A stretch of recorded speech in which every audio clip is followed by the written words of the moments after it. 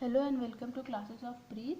Today we are going to study economics chapter 1, demand, law of demand and determinants of demand. So demand and determinants of demand we have discussed in the previous video. If you haven't checked it, please go and check. And in this video we will discuss the remaining part, that is law of demand. So law of demand.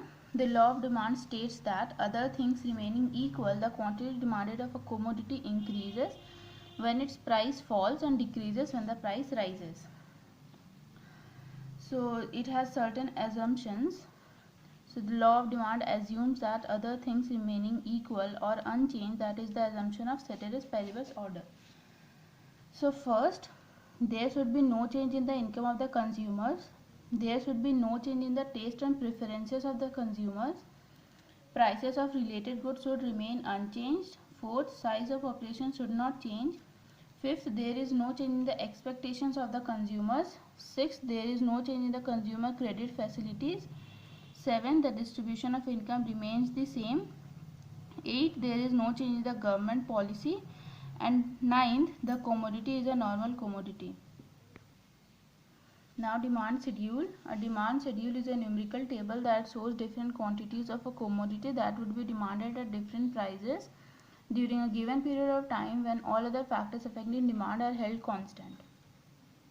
It is of two types. First, individual demand schedule and second, market demand schedule. So first, individual demand schedule, it is the tabular statement which shows various quantities of a commodity that an individual household would purchase at different prices during a given period of time. So let's take an example of oranges. If the price of per dozen orange is 80, the quantity demanded by individual is 1. If it decreases to 70, the quantity increases to 2. If it decreases to 60, the quantity increases to 3, and 50 to 4. So as the price decreases, the quantity demanded increases. Second point, market demand schedule. It is the tabular statement which shows various quantities of a commodity that all the buyers are willing to purchase at different prices during a given period of time on the assumptions that all other factors affecting demand are held constant. So an example for market demand schedule. If the price is 100, the quantity demanded by A is 1, B is 2, C is 4. 80, A is 2, B is 4, C is 5. And these are the prices these are the quantities as the price decreases. So in the market demand A plus B plus C, we can see that as the price decreases, the quantity demanded by market increases. Now demand curve. The picturization of the demand schedule is called the demand curve. It is the curve showing different quantities demanded at various alternative prices during a given period of time when all other factors affecting demand are held constant. So it is also of two types. First, individual demand curve and second, market demand curve. So first, individual demand curve.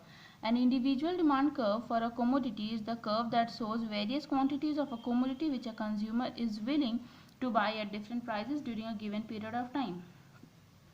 So in the demand schedule, the picturization of the demand schedule is called the demand curve. So the example we have taken for the oranges, we will turn it into a graph. So the price we will take in y-axis and quantity we will take in x-axis. So the price is 80, the quantity is 1, 70, 2, 63 and 54. So we can draw a straight line here, and this is the demand downward sloping curve. Second point, market demand curve. A market demand curve represents different quantities of a product which all the consumers in the market are willing to buy at its different prices during a given period of time when all other factors affecting demand remain the same. Example, for A, price is 100, quantity is 1, 80, 2, 63 and 44, as in B and C. So the total market demand, price 100, quantity 7, demanded quantity 7, 80, 11, 60, 17 and 40, 21. Now movement along the demand curve and shift in demand curve. So movement along the demand curve, that is change in quantity demanded, when the amount demanded of a commodity changes, that is rises or falls, as a result of change in its own price, while the other determinants of demand like income, taste and preferences, etc. remain constant, it is known as change in quantity demanded. It is of two types. First, expansion of demand, and second, contraction of demand.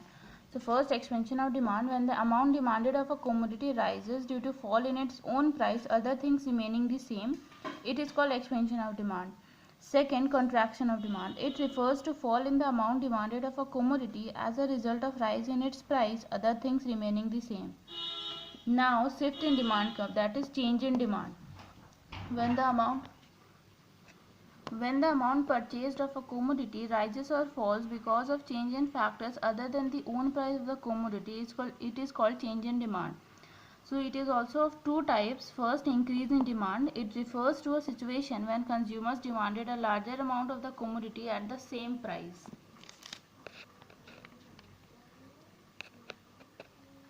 Second, decrease in demand. It refers to a situation when the consumers buy a smaller quantity of the commodity at the same price.